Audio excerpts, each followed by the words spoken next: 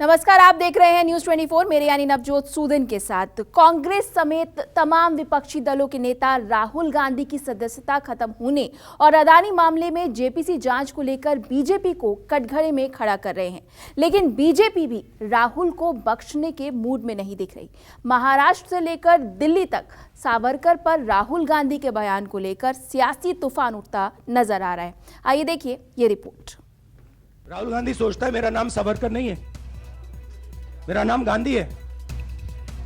गांधी किसी से माफी नहीं मांगता। पर ये बाला साहब ने अपने जूतों से मणिशंकर अय्यर की तस्वीर को पीटा था। वीर सावरकर महाराष्ट्र के लिए, देश के लिए और हमारे लिए एक श्रद्धा का विषय है। राहुल गांधी माफी मांगो, राहुल गांधी शर्म करो, शर्म करो, शर्म करो, राहुल गांधी शर्म करो, शर्म करो। सावरकर पर राहुल गांधी के बयान ने महाराष्ट्र की सियासत में उबाल ला दी। सहयोगी उद्धव ठाकरे को भी नाराज कर दिया। ठाकरे गुट ने कांग्रेस अध्यक्ष मल्लिकार्जुन खड़गे की डिनर पार्टी का भी बहिष्कार कर दिया। लेकिन बात यहीं खत्म नहीं हुई। महाराष्ट्र के मुख्यमंत्री एकनाथ शिंदे मीडिया के सामने आए इस सवाल के साथ कि सिर्फ आलोचना से क्या होगा, क्या उद्धव अपने पिता की तरह तेवर दिखाएंगे। हमारा अधिवेशन हुआ, उसमें सभी लोग चुपचाप बैठे थे और राहुल गांधी को बचाने के लिए, उनकी सांसदशिप बचाने के लिए काली फीते लगा के आए थे। हम लोग सभी लोग ये राहुल गांधी के ये कृत्य का निषेध करते हैं, निंदा करते हैं, धिक्कार करते हैं।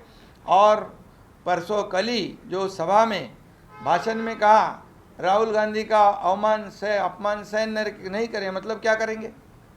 जैसे बाबा साहब ठाकरे जी ने उनको जूते लगाए थे वैसे मारने की हिम्मत दिखाएंगे। रविवार की शाम महाराष्ट्र का सियासी तापमान बेहद गर्म रहा। मालेगांव की सभा में उद्धव ठाकरे ने राहुल गांधी को नसीहत दी। ठाकरे ने दो टूक कहा कि सावरकर उनके लिए भगवान के समान है और उनका अपमान बर्दाश्त नहीं किया जाएगा।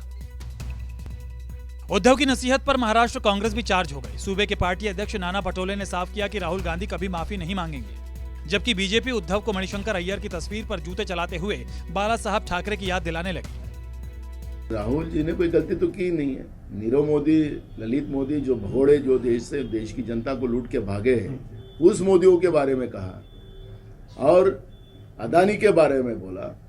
अदानी ने भी अपनी विदेश में सेल कंपनियां खोलकर 20,000 करोड़ का जो इन्वेस्टमेंट दिखा रहे हैं, वो पैसे किसके, ये सवाल पूछा तो नरेंद्र मोदी को तकलीफ हुई। और उस आधार पर अब बीजेपी बोल रही कि राहुल गांधी ने माफी मांगना चाहिए, तब वो बचेंगे। तो मूल सब्जेक्ट की माफी कौन मांगता है, उसका उदाहरण दिया कि गांधी माफी नहीं मांगता। अतीत में जब कांग्रेस नेता मणिशंकर अय्यर ने वीर सावरकर जी का अपमान किया था, बड़ी प्रखरता के साथ स्वर्गीय बाला साहब ने अपने जूतों से मणिशंकर अय्यर की तस्वीर को पीटा था। किसने रोका है उद्धव ठाकरे जी को? हमने हमारी भूमिका स्पष्ट की है। वीर सावरकर महाराष्ट्र के लिए, देश के लिए और हमारे लिए एक श्रद्धा का विषय है, एक रिस्पेक्ट, आदर का विषय है। वो हमेशा रहेगा। वीर सावरकर ने जिस प्रकार की जिंदगी देश के लिए अंडमान में काला पानी का स्वीकार के 14 साल तक जेल में रहे हैं, वो आसान काम नहीं है। हमको मालूम है जेल क्या होता है, हम भी जेल में जाकर आए हैं। जहाँ तक सावरकर जी की बात है, वहाँ पे पवार साहब ने हमेशा कहा है कि अपनी अपनी आइडियोलॉजी अपनी अपनी जगह है, लेकिन कॉमन मिनिमम प्रोग्राम पे हमको आना चाहिए। कांग्रेस का एक विषय है, अपनी जगह पे वो अपनी बात रखते हैं। शिवसेना के नेता उद्धव ठाकरे जी ने अपनी बात रखी है। तो आने वाले समय में हमारा बड़ा दुश्मन कौन है, इसको ध्यान में रखना जरूरी है। सावरकर पर राहुल गांधी के बयान के विरोध में महाराष्ट्र के बीजेपी सांसदों ने भी संसद परिसर में प्रदर्शन किया। सावरकर जी के बारे में राहुल गांधी जी ने कहा था कि वो सावरकर नहीं है, और मैं उनको धन्यवाद देना चाहती हूँ। वो सावरकर हो भी नहीं सकते, वो गांधी ही है। और दिक्कत इस बात की है गांधी भी नहीं है, लेकिन दिक्कत इस बात की है, स्वतंत्र वीर सावरकर जी या कोई भी इस स्वतंत्रता में जो लड़े हैं, उन सबका हम सम्मान करते हैं। लेकिन ये अराजकता की गंदगी जो राहुल जी फैला रहे हैं, तो वो भी राहुल गांधी नहीं, वो राहुल गंदगी है और इस देश को गंदगी और ले जा रही है। राहुल गांधी बार बार कर रहे हैं कि मैं सावरकर नहीं हूँ, माफी नहीं मांगूंगा। राहुल गांधी को पता क्या है कि सावरकर जी क्या है। महाराष्ट्र के ऐसे सपूत है सावरकर जी, जिन्होंने अंडमान जेल में अपनी जिंदगी को खपा दिया है। राहुल गांधी को ये पता ही नहीं है सावरकर जी क्या है। और इसीलिए वो बार बार सावरकर जी का नाम लेके अपमान कर रहे हैं। आज महाराष्ट्र के सभी सांसद सावरकर जी के अपमान के बारे में राहुल गांधी आपने माफी मांगनी चाहिए। केंद्रीय मंत्री हरदीप पुरी ने भी सावरकर पर बयान को लेकर राहुल गांधी पर निशाना साधा। पुरी ने विवादित टिप्पणी भी कर डाली। These guys, the other day you said, I am not apologize because I am not Savarkar.